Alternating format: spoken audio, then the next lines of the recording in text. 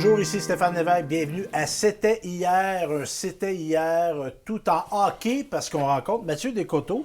Mathieu, bonjour. Bonjour Stéphane. Ça va bien? Ça va très bien, merci. T'arrives de où, là? De Québec? J'arrive de Québec. Parce que tu y demeures? Je demeure à Québec. Ça fait peut-être plus qu'une vingtaine d'années que je suis établi à Québec. Oui. Ben oui, parce que tu as joué avec les Citadelles, entre autres. Oui. On va en parler tantôt.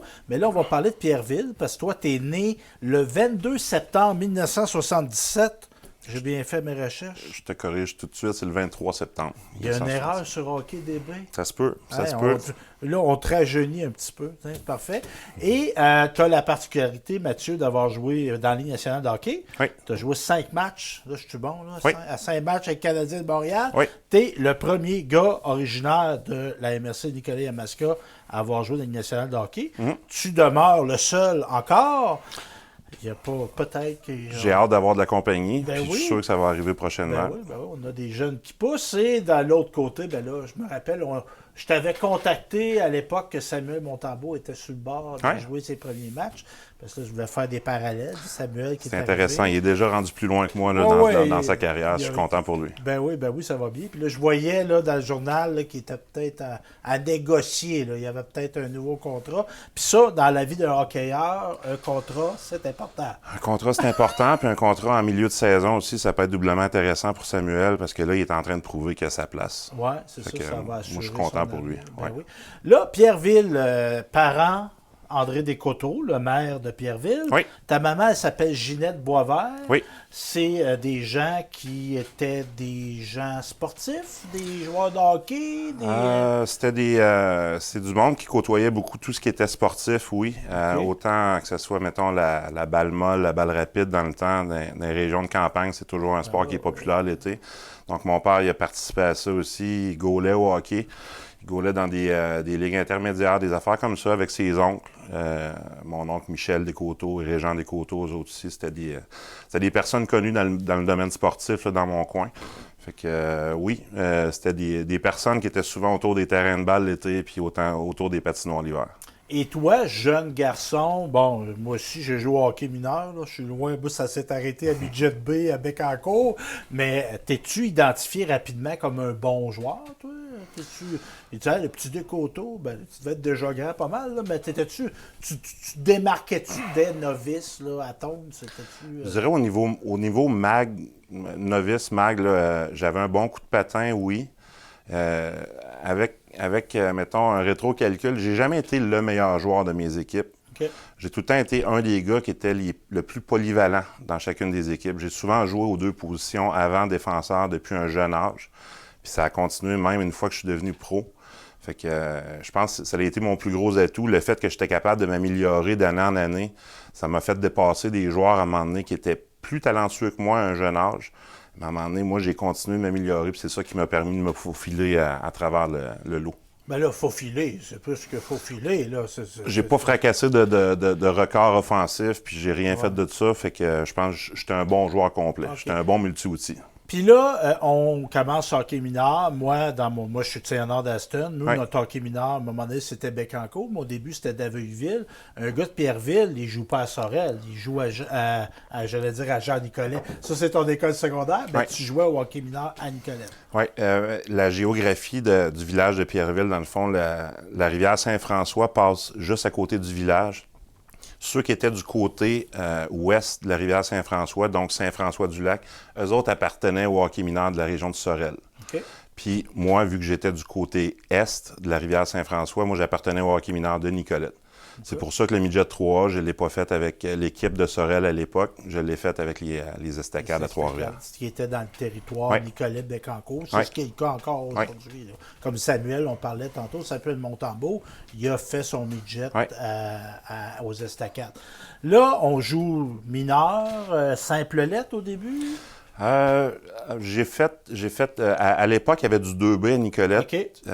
Puis il y avait du... Nicobec. Oui, c'était Nicobec, c'était Nicolette Bécancour. J'ai fait du 2B, j'ai fait du 2A au niveau Pee-Wee, Bantam. Mettons, la première année, j'étais 2B, deuxième année, j'étais 2A à Francheville. Les draveurs de Francheville. Les draveurs de Francheville. C'était une structure, dans le fond, c'était les meilleurs joueurs de ces âges-là. Trois-Rivières et Rive-Sud. Trois-Rivières, Trois-Rivières-Ouest, Cap-de-la-Madeleine, Rive-Sud. Okay. Ça regroupait ça. Puis il y avait une équipe 2A aussi qui était plus, on appelait ça Centre Mauricie. Okay. C'était Shawinigan, Grand-Mère, puis tout ce qui était... Ouais, la TUC, ouais, aussi. Puis là, bon, tu joues. T'es double lettre quand même, c'est quelque chose. Là, à un moment donné, tu te ramasses... Est-ce qu'on est repêché à cette époque-là dans le Midget 3? Non, t'es appartenance... c'était pas Magog, hein, vous autres? Ben, avant, on appartenait à Magog, mais parce là... que moi, je connais André Ali, tu connais peut-être. André, il a joué Midget 3, mais il appartenait au territoire de Magog. Mais on n'est pas repêché dans le Non, on n'est pas repêché, c'est vraiment par rapport à ton adresse de naissance. Si j'étais monté Midget 3 l'année d'avant, il aurait fallu que je me rapporte au camp des cantonniers de Magog. Okay. J'ai évolué avec les Estacades leur année initiale, leur première année de naissance. Donc là, ils venaient de créer une nouvelle équipe Midget 3 et j'étais sur le territoire des Estacades, donc je me rapportais automatiquement au camp d'entraînement des Estacades. Puis là, aux Estacades, c'est qui t'entraîne à ce moment-là? L'entraîneur, c'était Alain Groslot. OK. Alain Groslot qui a coaché Oui, il a coaché d'autres équipes et d'autres calibres après ça aussi. Ouais. Puis là, évidemment, petits gars, on joue au hockey, puis des fois, on rêve, on se fait des scénarios dans la tête. Là, on gagne la Coupe Stanley, puis qu'on joue dans la Ligue nationale. T'avais-tu ça dans ta tête de dire, ben, Colin, ça va bien mon affaire, je monte, tu sais, comme tu dis, je m'améliore chaque année, puis il y a des entraîneurs qui connaissent ça, qui ont confiance en moi. Tu commences-tu là, à 14-15 ans à dire, Colin, je vais peut-être aller dans la Ligue nationale. Voilà. On commence à y penser, mais on n'en parle pas trop haut, trop fort, parce que, comme je disais, j'ai jamais été un champion compteur, donc il n'y avait jamais rien de sûr dans ce que je faisais. Tout ce que je pouvais faire, c'est passer les étapes une à la fois. Puis d'une année à l'autre, ben, si j'étais encore dans le lot, ben, ça veut dire que mes chances augmentaient encore, puis il y avait des anciens coéquipiers qui, eux autres, étaient coupés, étaient retranchés, puis retombaient dans des niveaux plus bas. Éventuellement, c'est peut-être plus vers l'âge junior que ça commence à vraiment là, faire partie de notre plan de vie. Là. Puis, jeune garçon, as-tu des idoles? As-tu des joueurs qui se disent « moi, j'aime ce style-là », c'était qui? Oui. Ben, les années où est-ce que je jouais à l'avant, j'aimais bien Cam Neely. OK. Puis, costaud, bon gauche, physique, c'est ça. Capable de se défendre, puis capable de marquer. Bon aussi. Avec la rondelle, exactement. Puis le côté défenseur que je regardais beaucoup, j'aimais beaucoup Scott Stevens. OK. Fait que c'est des joueurs que j'essayais de remarquer c'était quoi leur tendance, qu'est-ce que ces joueurs-là faisaient pour être des joueurs efficaces. Puis j'essayais de modeler un peu mon style de jeu par rapport à ces gars-là. Donc j'étais capable de faire un peu de tout comme ces deux gars-là aussi. Là, donc, on l'a établi, Midget 3A, Estacade, bon, on est dans ce territoire-là, fait qu'on joue là. Là arrive à un moment donné le repêchage junior majeur. Il y a une séance. Y avait-tu une séance à ce moment-là? Tu te présentes-tu à la séance? Je me suis présenté à la séance. Bien, ce qui est intéressant, c'est que quand j'ai joué Midget 3 avant de monter junior majeur, j'étais défenseur, Midget 3. Les Cataractes de Shawinigan m'ont repêché comme défenseur. Mais moi, vu que j'avais joué à l'avant quand j'étais plus jeune, j'ai mentionné à l'entraîneur-chef Doris Labonté, avant le camp d'entraînement, j'ai dit « Doris, j'aimerais ça, si vous me permettez, de pouvoir m'essayer au camp d'entraînement comme joueur d'avant. » Puis là, il y a eu du grattage de tête qui s'est fait au sein de l'équipe de dépisteurs parce qu'eux autres, ils m'avaient dépisté, ils m'avaient repêché comme défenseur. Puis habituellement, on va se le dire, c'est habituellement fixé les positions à cet âge-là. Oui. Donc là, il m'a permis d'essayer ça, le camp d'entraînement à l'avant, puis j'ai fait l'équipe à l'avant. Okay. Donc là, ça a comme changé leur plan un peu. Puis pas plus tard qu'un an plus tard, ma deuxième année d'éligibilité, bien, c'était ma première année d'éligibilité parce qu'en termes de hockey, j'étais un late. Ça veut dire qu'à ça, c'est par rapport à ta date de naissance. Oui, 23 septembre faisant en sorte que mon année de 17 ans, je ne pouvais pas être repêché. Donc, mon année de 18 ans, j'ai joué plus. Puis Jean Pronovo. La maturité physique. Oui, j'ai commencé l'année à l'avant. Puis Jean Pronovo a remplacé Doris Labonté au milieu de l'année, m'a replacé à la défense. Puis les premiers résultats, mettons, pour le dépistage sont sortis, puis j'étais classé en première ronde. C'est comme ça que c'est arrivé. Donc, j'ai été repêché dans la Ligue nationale comme défenseur, aussi dans le junior, mais j'ai fait le junior comme joueur d'avant. Mais là, avant là, de tomber à la Ligue nationale, Shawi, t'es repêché par eux autres, es-tu content de... Parce que là, Pierreville, Shawi, papa et maman, ils vont venir te voir jouer. Là. Quoique dans ce temps-là, on n'avait pas l'expansion des maritimes. Là. On était encore dans des distances raisonnables. C'était la première année des Moussets à Halifax. OK, fait qu'on commençait à avoir des raids d'autobus de 15-20 heures. C'était la plus loin en plus. Là. C'était un bon 18 heures. Fait que, c'était la première année de ça. Mais d'être repêché par Shawi. Mais moi, j'aimais ça parce que, premièrement, ça me gardait pas trop loin de la maison. Tu sais, quand tu pars de Pierreville, comment je dirais ça? Tu tombes en ville quand tu arrives au Cap de la Madeleine. Oh oui. Après ça... tu tombes presque en ville quand tu vas à Nicolette. On restait en Mauricie, Ben puis les Cataractes, c'était une équipe qui était... C'était encore l'équipe la plus vieille au junior majeur québécois. Fait que c'était une belle structure, puis non, ça faisait mon affaire. Puis la relation que tu as avec, puis tu sais, je vais te parler de rencontres marquantes. Jean Pronovo, c'est quand même un gars qui a beaucoup joué dans la nationale. 1 ou 2 saisons de 50 buts, si je me rappelle bien. Ouais. C'est-tu un gars qui va t'aider, ça? Grandement. En quoi qui va t'aider? En quoi qui va m'aider? Jean Pronovo, entre autres, c'était un gars qui était pas... C'est une personne très intelligente à la base. Avant de prendre le poste avec les Cataractes de Shawinigan, il était l'entraîneur des Redmen de McGill. C'était un ancien capitaine dans la Ligue nationale aussi. Ça apparaissait dans ses discours. Le gars était calme, était posé.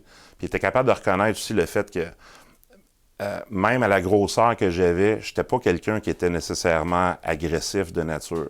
Parce que moi, j'ai regardé tes statistiques. Moi, je t'ai pas vu jouer. Ouais. Je vais l'avouer. Quoi qu'on ait même des mêmes âges, mais c'est dans des années que je suivais moins le hockey. Tu n'as pas des 200 puis 300 minutes de punition. Non. Parce que des fois, il y a des entraîneurs qui disent tu mesures 6 pieds 3, 4, pèse 200 livres, va te battre. Puis dans ces années-là, en plus, le junior majeur québécois, il y avait encore dans la Ligue, à cette époque-là, des styles de coach qui aimaient ça, c'est ce côté-là de la game. Puis Jean Pronovo était complètement l'opposé de ça. Il était conscient du fait qu'on avait besoin de se défendre nous autres mêmes si quelque chose nous arrivait, défendre nos coéquipiers, tout ça, c'est correct. Mais il n'embarquait pas dans cette stratégie malsaine-là d'essayer d'intimider comme ça se faisait à cette époque-là. Les joueurs unidimensionnels qui sont là juste pour ça, qui embarquent juste il voulait utiliser son banc complet. Fait que là, Pronovo, ça va être un bon pour toi. Ouais. Bon, là, on est junior majeur, Cataractes de Shawinigan. Là, moi, j'ai pas joué junior majeur, là, mais quand vous jouez, là, vous regardez-vous des fois, il y a des recruteurs de... Il y a des recruteurs à soir. C'est-tu quelque chose qu'on commence tous à se sentir observé quand on est junior majeur? Ben, on commence à se sentir observé, mais pas parce qu'on les remarque à partir de la hauteur de la glace. C'est souvent parce que c'est à l'âge junior qu'on commence à avoir nos premiers agents. Bon. Puis là, les dépisteurs, souvent, ils vont passer soit par ton agent ou soit par ton entraîneur, directement par l'équipe pour entrer en contact avec toi. Okay. C'est rare que le dépisteur va t'appeler directement sur ta ligne de pension parce qu'à l'époque, on n'avait pas de cellulaire. Donc, souvent, la manière que ça se passait, c'est que s'il y avait un match de fin de semaine, puis mettons, par exemple, il y avait 4 dépisteurs qui venaient voir les 2 équipes jouer, puis moi, j'étais un des joueurs qui venait regarder, mais l'entraîneur, il me donnait l'information avant le match en voulant dire, tu sais, Mathieu, il y a un gars, mettons, exemple de Saint-Louis, Calgary, Edmonton, puis Washington qui sont ici. Ils m'ont posé des questions sur toi, puis ils veulent te voir jouer, fait que grosso modo, c'est comme ça que Jean procédait avec moi. Okay. Fait que j'ai eu une... Mais tu sens-tu de la pression, Caroline? Ben, on en sent de la pression parce qu'on sait qu'est-ce que les dépisteurs veulent chercher comme joueur, comme talent, ça a de l'as. Ils veulent pas voir un fantôme, ça a de l'as. Ils veulent voir un gars qui est impliqué dans toutes les facettes du jeu. Donc oui, c'est pas l'adrénaline qui manque ces matchs-là qu'on sait qu'on est épié justement par les dépisteurs. Puis là, moi, j'ai été en contact avec Samuel, j'ai jasé des gars plus jeunes que toi. Là, maintenant, il y a des questionnaires, là, les organisations vous rencontrent, puis tout ça. À cette époque-là, as-tu fait passer des entrevues, des tests psychologiques, tout ça? OK? Oui. Bien, chacune des équipes se trouvait avoir leur propre processus de sélection. Il y a des équipes qui décidaient de venir rencontrer le joueur dans son environnement junior pour venir le rencontrer d'une façon qui était peut-être plus réconfortante pour le jeune, c'est moins stressant. Il y a des équipes qui m'ont fait faire le voyage pour les amener là-bas dans la saison morte avant le repêchage, pour aller passer une batterie de tests par leur équipe. Psychologique et physique aussi. Psychologique et physique, oui. Fait que, puis on s'entend aussi, c'est selon le rang où est-ce que tu es pressenti sortir. Mais là, ça va doubler ou tripler l'intérêt des équipes à ton endroit.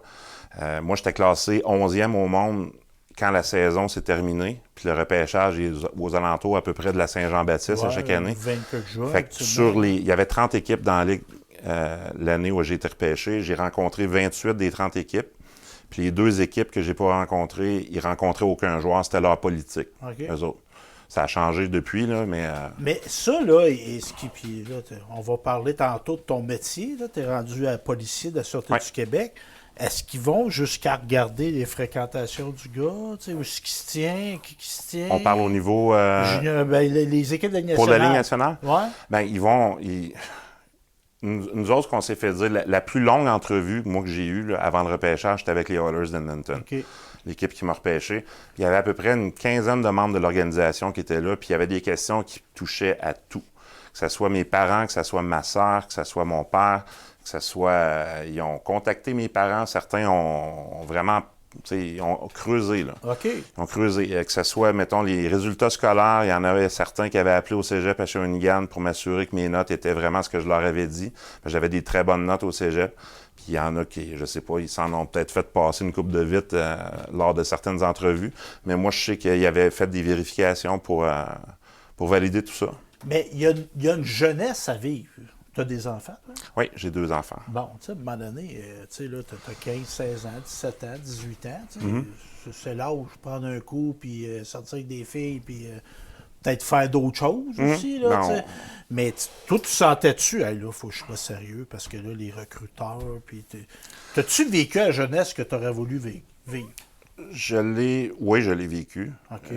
Je l'ai vécu, mais je dirais que je l'ai plus vécu une fois que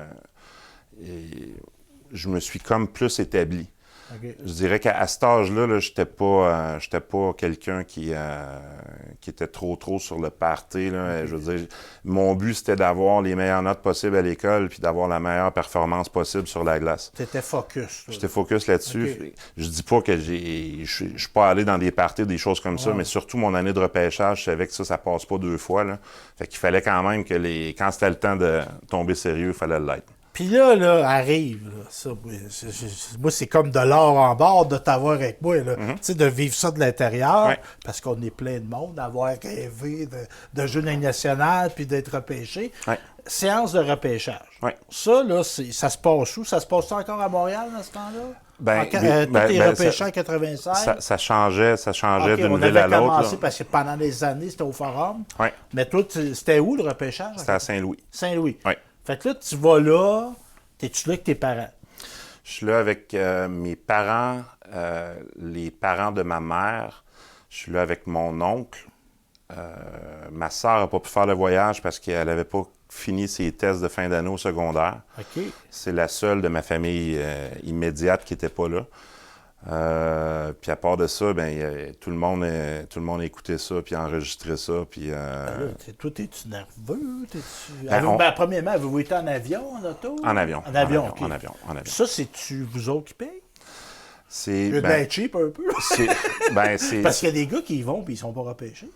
Oui, je sais, mais c'est pour ça qu'ils ont essayé de changer le format un peu. Oui. C'est pour ça que la première ronde, c'est vraiment les gars qui sont pratiquement assurés d'être repêchés qui vont être invités.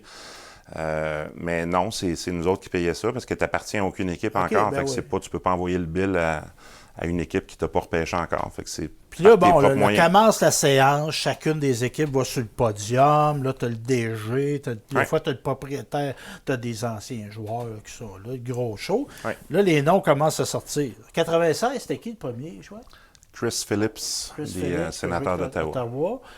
Bonne carrière. Oui, très belle carrière. Je ne serai pas autant de la renommée, mais une très belle carrière. Il a joué longtemps à Ottawa, oui. Donc, là, les noms commencent à sortir. Puis toi, tu as plein d'équipes qui t'ont rencontré, qui ont discuté avec toi. Là, ils disent, là, eux autres, ils avaient de l'air à triper sur moi, ils m'ont pas pris 7e, 8e, 9e choix de la première ronde. Tu commences à être un peu nerveux? Il faut pas vraiment le voir comme ça. Puis je dirais que j'ai été très bien préparé par mon agent de l'époque, Paul Corbeil. Ben oui, Paul, l'agent de Samuel Montembeault. Oui, c'est ça. Oui, mais c'est Paul, son partenaire de l'époque, Luc Boutillier, qui était là avec moi aussi. Donc, Paul, il m'avait bien... il avait fait un bon travail de préparation avant. Puis, dans le fond, ce qui m'avait fait comprendre, c'est que tout ce que je pouvais faire, c'était fait. Là, présentement, je ne pouvais plus jouer. Mes entrevues s'étaient bien passées. Il y avait eu des bons commentaires sur comment j'avais répondu justement aux questions, comment je m'étais comporté hors glace aussi. Donc là, rendu là, tu sais que tu vas être repêché, tu sais juste pas quand.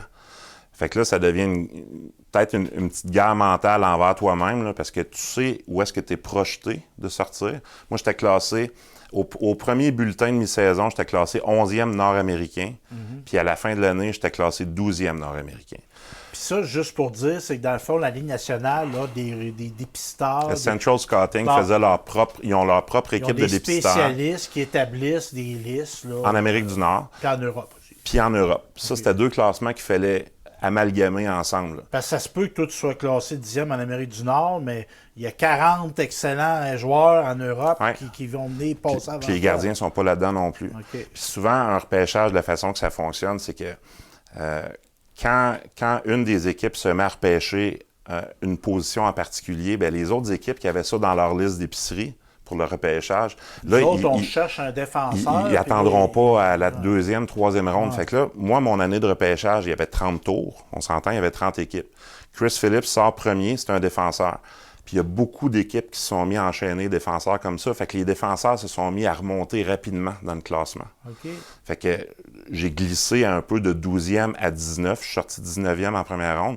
Mais j'ai pas glissé tant que ça parce qu'il y a des joueurs d'avant et des Européens qui sont passés là-dedans. Là, ton nom, là, c'est qui a fait l'annonce avec les Oilers? C'était-tu Glenn Sater dans ce temps-là? C'était Barry...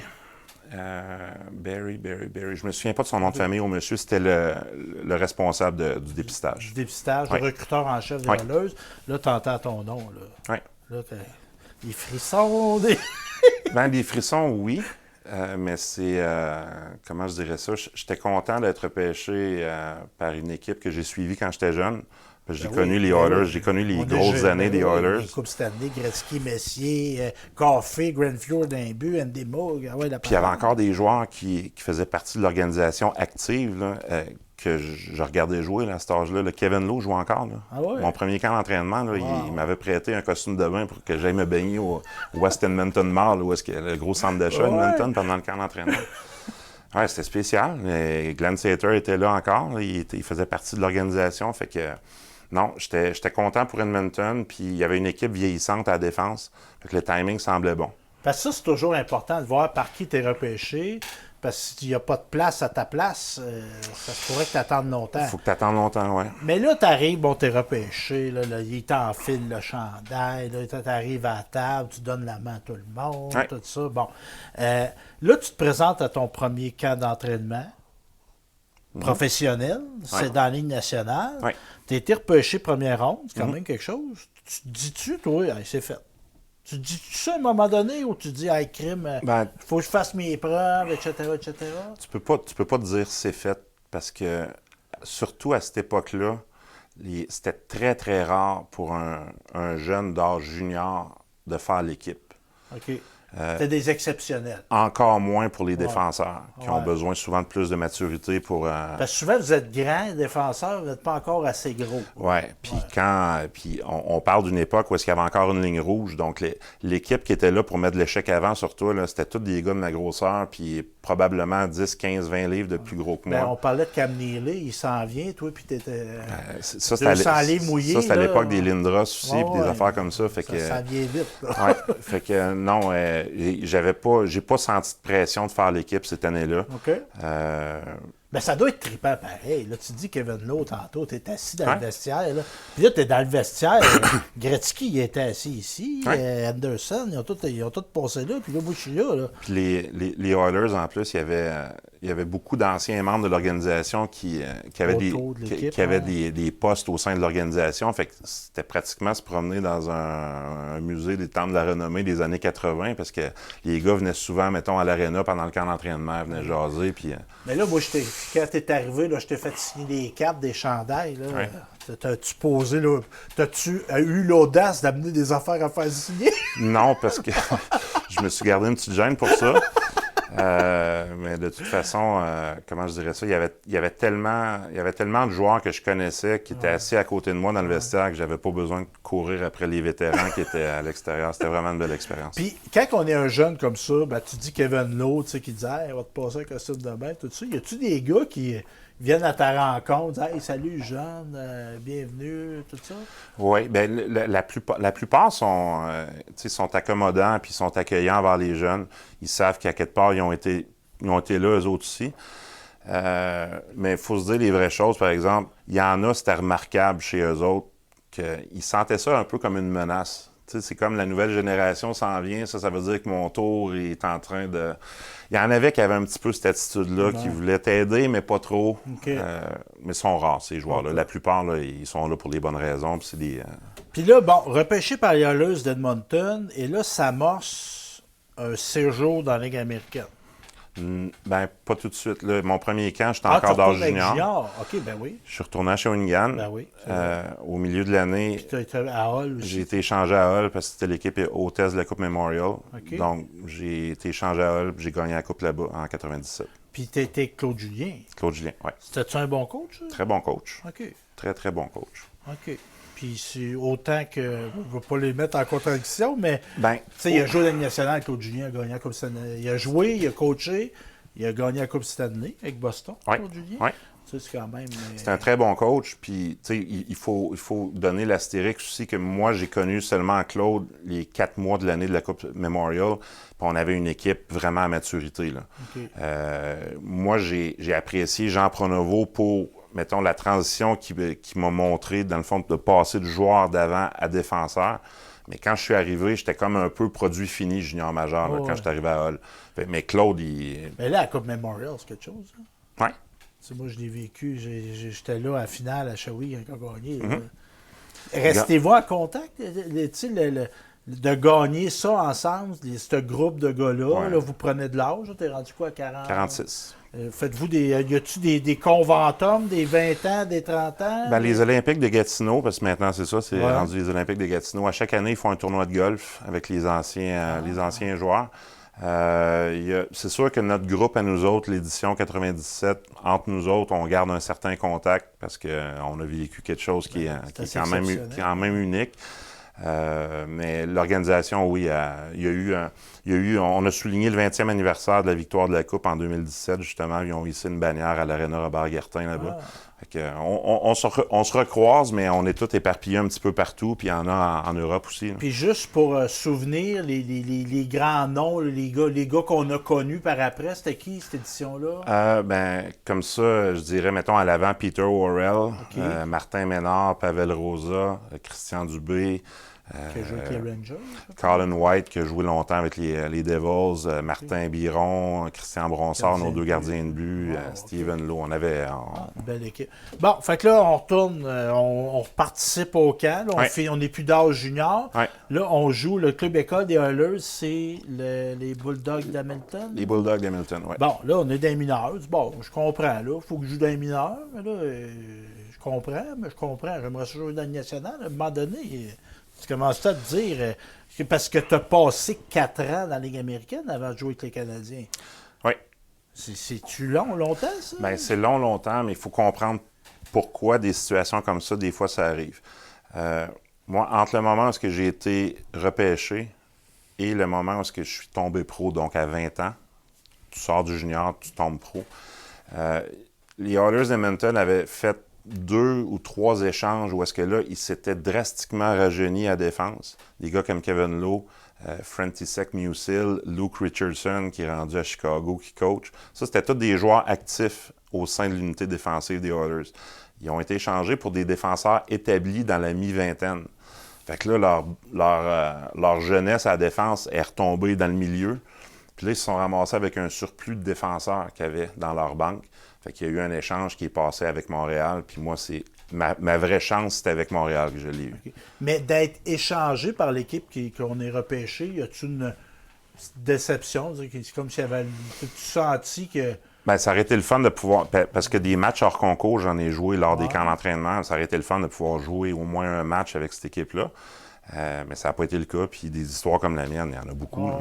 Parce que c'est ça, souvent, on parle de trouver ta chaise. On dit souvent ça dans le le timing, ta fenêtre d'opportunité. C'est pas que tu n'étais pas un bon défenseur, mais là, on se retrouvait avec Puis les gens qui t'ont repêché, des fois, 2-3 ans plus tard, c'est plus nécessairement eux autres qui sont là. C'est plus nécessairement eux autres qui sont là. Puis souvent, quand quelqu'un en haut de la pyramide, il prend en charge, mettons, un département comme le dépistage, il va vouloir amener son groupe à lui. Ça gagne à lui. Fait que là, si eux autres, ils ont une autre mentalité, puis eux autres, ils veulent aller, mettons, dans les joueurs qui sont plus petits, peu importe la raison, c'est des choses qui arrivent. Là, échanger au Canadien de Montréal, d'une autre affaire que j'ai jamais été connu, moi, être échangé, c'est comment on t'appelle, on te rencontre, parce que là, tu étais avec les Bulldogs d'Hamilton, le club école des Oilers. C'est Mathieu, le coach, il dit viens me voir, il faut que je te parle. C'est comment ça se passe qu'on t'annonce que tu es échangé? Moi, en tout cas pour moi, quand c'est arrivé, quand je l'ai appris, j'étais en train de souper au restaurant avec mon oncle et avec mon parrain et mon père à Hamilton. OK. Il était venu te voir. Il était venu me voir jouer. Puis c'est mon agent, Paul, justement, qui m'avait appelé pour m'annoncer ça. Fait que j'avais le message de recontacter le coach puis le directeur général des Bulldogs qui voulait me rencontrer le lendemain. L'information, je l'avais ce soir-là. Fait que là, il fallait que le lendemain, j'aille officialiser ça. Puis là, il fallait que je parte avec mes valises parce que les Citadels, ils jouaient, je pense, une couple de jours après l'échange. Les Citadels de Québec, qui ont été, à un moment donné, le club école des Canadiens de Montréal. Oui, c'est ça. Mais là, petit gars du Québec, Canadien, c'est quelque chose. Tu sais, moi, j'ai plein d'affaires ici, de belles affaires que c'est Canadiens de Montréal. Là. Ouais. C'est quelque chose. Toi, tu dis, hein, yes, sir, on va avec les Canadiens. Ça a été bon pour moi, l'échange, parce que, comment je dirais ça, je me rendais compte que mes chances pour jouer avec Edmonton, ils diminuaient tranquillement, pas vite. Être échangé au Canadien, ça me rapprochait un peu de mon monde. Il y avait beaucoup de monde au sein de l'organisation du Canadien que je connaissais bien.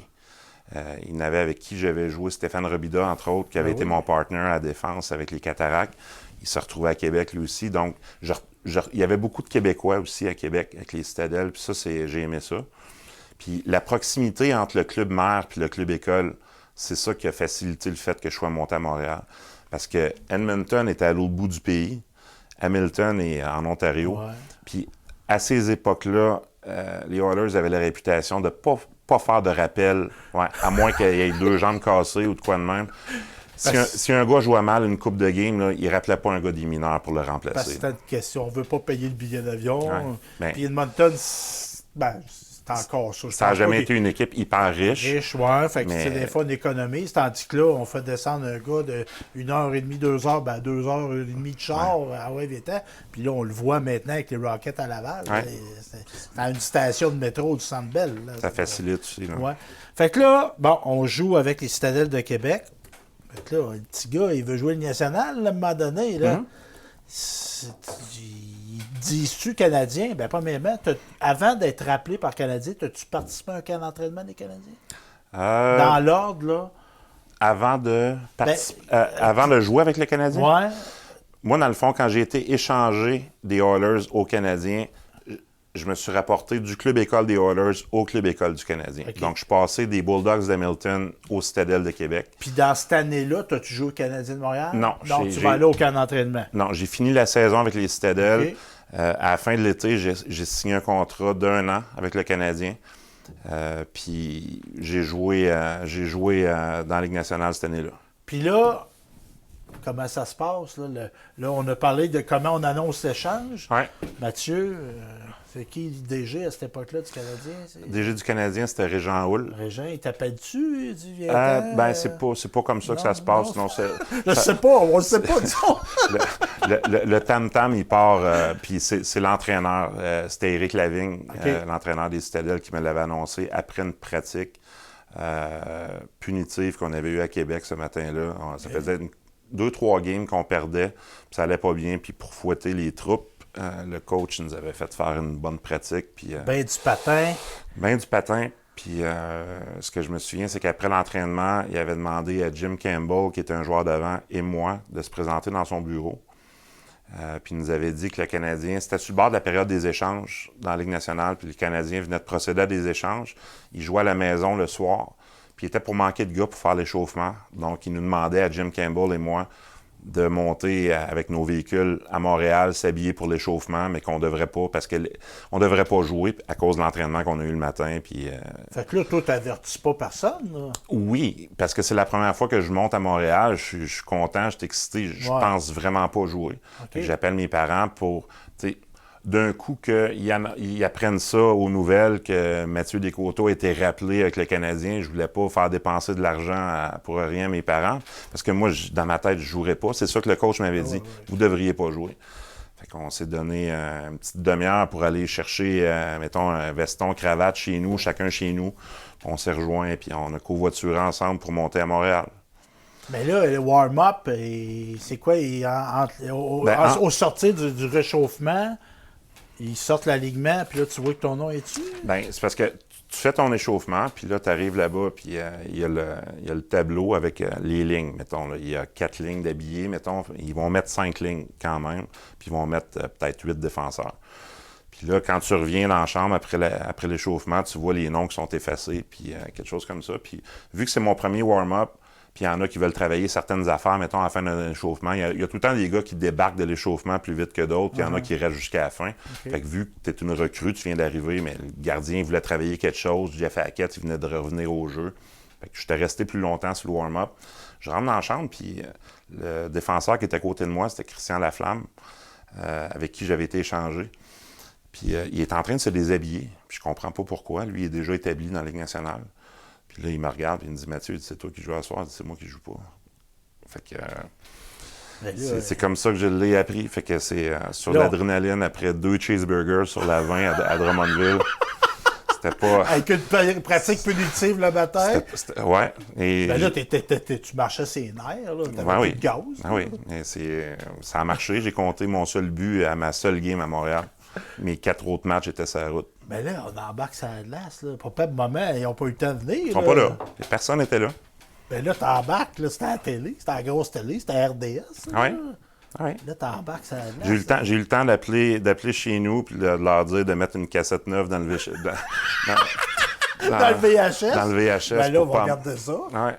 Hey, c'est quelque chose. Mais là, t'as-tu ça? Moi, je suis tout énervé pour toi. Là, à rebours, là, t'embarques sur la glace. T'es au centre Molson à cette époque-là. C'est au centre Bell. Centre Molson. Les bannières, toi, la patente. Là. Je suis de ça. Ouais. Tu sais, c'est que le Canadien de Montréal, c'est une organisation. C'est la plus grande organisation sportive du monde, là, tout sport confondu. Que j'ai suivi quand j'étais jeune aussi. Là. Ouais. C'était mes préférés à Edmonton, même si mon joueur préféré, c'était Gretzky, comme la plupart des jeunes de mon âge. Mais les Canadiens, je les avais vus gagner la Coupe Stanley. Leurs 2 coupes, les 2 dernières, j'étais là pour les voir. Okay, mais là, tu te pinces-tu? Ben, t'as pas le temps de te pincer parce que, premièrement, tout va vite. Là. Premièrement, t'es excité d'être là. Ouais, puis tu penses pas jouer. Fait qu'imagine, là, une fois que tu apprends que tu joues, là, ça veut dire que là, quand tu sors de l'échauffement, ben là, tu as un petit meeting vite avec le coach des défenseurs qui était Rick Green. Fait que là, sur un bout de tableau, il t'explique un peu c'est quoi les sorties de zone vite. Il y a beaucoup d'adaptations rapides à faire. Puis là, tu scores en plus. Tu gardais le puck? Oui, bien, l'organisation, il te montre ça sur une belle plaque. Ouais. Puis, oui, j'ai ça. Mais, me permets une petite parenthèse, parce que moi, je suis collectionneur. Ouais. T'es-tu un gars qui a gardé des éléments de ta carrière? Parce qu'il y en a qui gardent rien. Ça, J'en ai gardé, puis okay. Je dirais que j'en ai donné beaucoup au fil des années aussi, parce que ça vient que ça s'accumule, puis à chaque année, un joueur peut accumuler beaucoup d'affaires, là, si tu ramasses tout, puis tu gardes tout. Donc, j'en ai donné des membres de famille, des amis, des choses comme ça. Mais, ben justement, il dit qu'il en a donné. C'est vrai de vrai. Mm-hmm. Explique-nous, tu nous as donné ça, la télé, pour mettre dans notre décor. C'est quoi cette plaque-là? C'est les plaques nominatives des joueurs dans le vestiaire. Ça veut dire que au-dessus du vestiaire de Stéphane Lévesque, mais si tu es dans le vestiaire des Cataractes de Shawinigan, il va y avoir une plaque comme ça va être marqué Lévesque avec ton numéro. Oui. Ça, souvent, c'est pour aider les journalistes aussi, puis les gars qui placent. L'équipement, tout ça. Puis ça, ce logo-là, moi, je ne le connaissais pas. C'est quoi, ça? C'est l'équipe qui s'appelle Tappara à Tampere, en Finlande. C'est en première division en Finlande. C'est une des 2 villes où est-ce que le dernier championnat mondial junior a eu lieu, celui que Samuel a gagné. Aïe. Fait que là, c'est quelque chose. Là. Ça a fait du chemin pas mal. Ça a fait du chemin. Ben, merci, en tout cas, t'es bien gentil. Ouais. Fait que là, on joue avec le Canadien. Oui.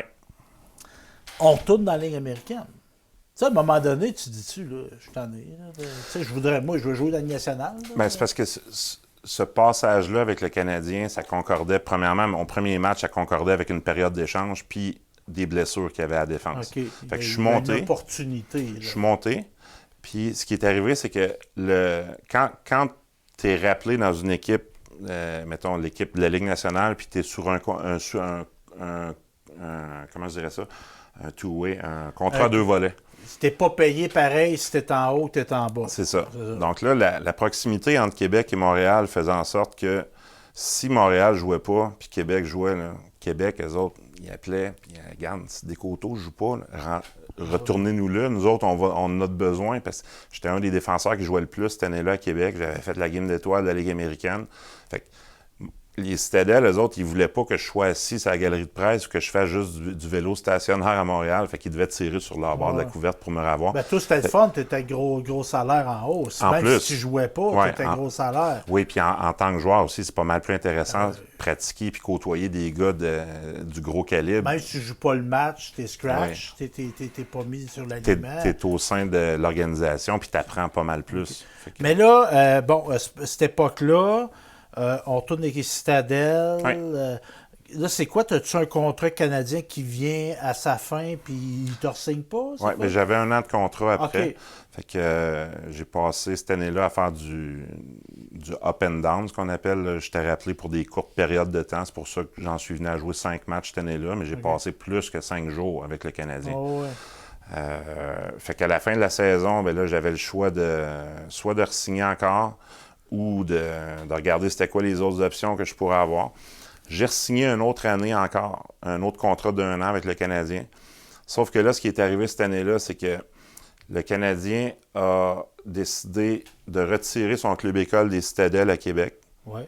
C'est de valeur parce que ça n'a pas marché à Québec. Oui, il n'y avait pas des assistants, c'était pas au rendez-vous. Je pense que la rivalité canadien-nordique est... Il y a des gens, moi je restais à Québec dans ce temps-là, puis les gens disent c'est pas vrai qu'on va aller dépenser de l'argent dans les poches du Canadien. Parce qu'on avait des bonnes équipes à Québec ces années-là.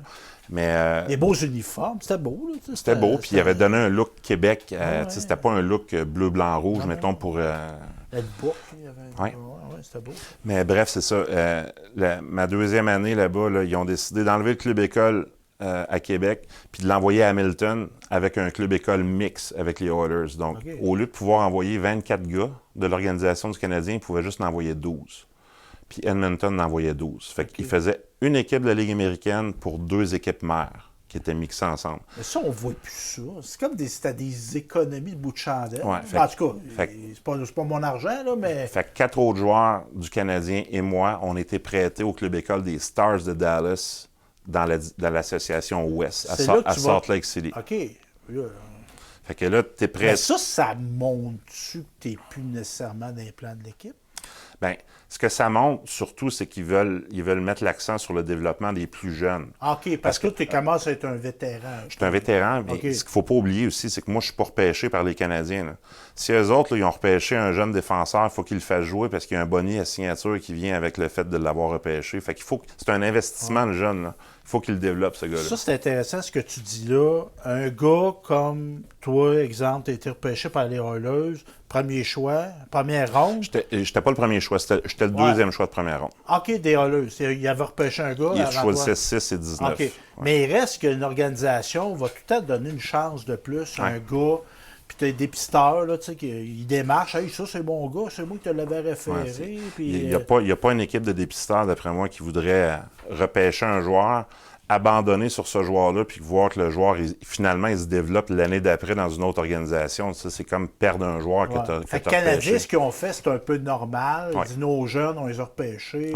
Puis il y a des gars dans l'organisation qui font peut-être du pushing pour eux autres. Puis là, on parle, j'avais 25 ans à l'époque. Okay. Tu deviens vieux vite au hockey. Quand tu es repêché à 17, 18 ans. Là, Fait que là, Salt Lake City, tu n'avais jamais été là de ta vie. C'est quand même une expérience de vie d'aller vivre là-bas. Belle place. Tranquille? Très belle place, tranquille. Oui. Mais point de vue hockey, ce qui était spécial, c'est l'altitude. Ah, c'est plus dur. OK. Tu cherches ton souffle. Là. C'était dur au début. OK. Puis une fois qu'on s'était habitué à l'altitude, là, les équipes qui venaient jouer contre nous autres, là, à partir du milieu de la deuxième période, on les mangeait jusqu'à la fin de la game parce que les gars étaient mauves sur le banc. OK. Fait que ça a été bon pour nous autres. Puis là, bon, ce que je présume, c'est que les Canadiens t'ont donné un contrat d'1 an. Oui. Ils t'en donneront pas un autre. Bien, l'offre qualificative, excuse-moi, est venue dans la période morte, mais moi, j'ai contacté mon agent, j'ai dit, là, la Ligue américaine, là, je vais essayer d'autres choses parce que je commence cette année de faire de l'autobus. Tu voyais plus de perspective de remonter à la Ligue nationale? Bien, à moins d'avoir, mettons, pu signer avec une équipe où est-ce qu'il y avait un besoin criant d'un défenseur comme moi, bien, je voulais pas retomber en bas de l'échelle d'une autre équipe puis d'avoir à refaire mes... une expansion. Il n'y avait peut-être pas d'expansion à ce moment-là. C'était pas le timing pour les expansions encore. Fait que là, on est tenté parce que là, un gars de calibre, tu sais, t'es des 1000 meilleurs joueurs au monde là, à cette époque-là. Là, même si t'es pas dans la Ligue nationale, ouais, là, t'es des 1000 meilleurs joueurs au monde. L'option, c'est l'Europe. Y a-t-il une autre option? Ben, l'option, c'est l'Europe pour plein de raisons, je dirais. De un, pour faire changement de la cédule qu'on a en Amérique du Nord. La cédule en Amérique du Nord, c'est 82 matchs. La plupart des ligues en Europe, c'est une cinquantaine de matchs. Okay. Beaucoup moins de voyagement aussi. Puis le fait que la glace est plus grande, ben c'est moins dur sur le corps parce qu'il y a moins de contact physique. Okay. Souvent, les gars qui sont plus grands, plus gros comme moi, c'est quand tu te mets à accumuler des blessures, ça te met à te ralentir. Puis comme joueur, tu perds ton efficacité aussi. Fait que si tu veux avoir une carrière qui est plus longue, t'es mieux d'aller en Europe que de rester en Amérique du Nord parce que tout le monde, constamment, c'est une bataille pour monter en haut tout le temps. Là. Ouais. Mais c'est quand même trippant pareil. Ouais. Pour un gars de Pierreville, tu disais, hey, t'as joué en Allemagne? J'ai fait la Finlande, l'Italie puis l'Allemagne. OK. Quand même, des belles expériences de vie. T'as-tu aimé ça, l'Europe? Absolument. Moi, j'ai aimé ça parce que j'étais là pour les bonnes raisons. J'étais là pour vivre l'expérience là-bas. Oui. Pas avec le but de revenir, mettons, dans la Ligue nationale. Si ça arrivait, mais c'était un bonus, mais j'allais là-bas vraiment pour aider l'équipe pour qu'ils jouaient. Puis, on a une famille à ce moment-là. Les enfants, t'as-tu non, j'ai pas eu encore? Les enfants ne sont pas arrivés pendant ma carrière au hockey. Ils sont arrivés après. Puis là, bon, on revient d'Europe, parce que là, à un moment donné, on se dit quoi? Je ne veux pas te mettre des mots dans la bouche, là, mais on fait quelques années en Europe, on s'approche de 30 ans, là, on est dans ces eaux-là. Ouais. C'est quoi? On a des réflexions, on dit, ben là, j'ai pas fait des millions au hockey, moi, là, faut que je travaille, faire d'autres choses dans ma vie, c'est tout ça qu'on se dit? Oui, mais c'est ça qu'on se dit, puis je m'étais toujours dit aussi que je voulais pas avoir à me recycler dans le hockey s'il y a d'autres choses qui m'intéressaient. Okay. J'avais joué avec des anciens coéquipiers qui, eux autres, à leur fin de carrière, ils ont comme pas eu le choix de se recycler dans le hockey parce qu'il n'y avait pas de diplôme ou il n'y avait pas... Fait que moi, j'ai essayé de faire en sorte de me donner le plus de clés possible pour que quand ma carrière prendrait fin, si c'est selon mes termes à moi, bien, au moins, je vais pouvoir choisir un avenir après ça. Puis, t'étais-tu bien? À un moment donné, ben, tu as joué dans la Ligue nord-américaine de hockey. Oui. Ça, est-ce que c'est... je vais dire quelque chose d'un peu exagéré. C'est comme des gars de ton calibre, c'est comme une belle grosse ligue de garage. Mais tu ne considères plus que tu fais du hockey professionnel quand tu es rendu... Bien, tu es payé pour jouer dans cette ligue-là. Mais tu fais d'autres choses, tu es au Québec. J'étais aux études. Moi, j'étais en train de faire mon cours. Mais tu n'as plus le minding de hockeyeur professionnel à ce moment-là. Ben, tu l'as plus. Tu essaies d'amener dans ces matchs-là le plus de bagages de ton parcours professionnel pour aider ton équipe. Mais tu sais, de un, on s'entraîne pas tous les jours non plus. On a tous des réalités différentes. Il y en a qui travaillent de 9 à 5 pendant la journée. Moi, j'étais à l'école pendant la journée. Okay. Donc, on n'arrive pas avec le même niveau d'énergie pour les matchs. Puis on sait qu'on ne se fera pas rappeler quand tu joues dans la Ligue nord-américaine.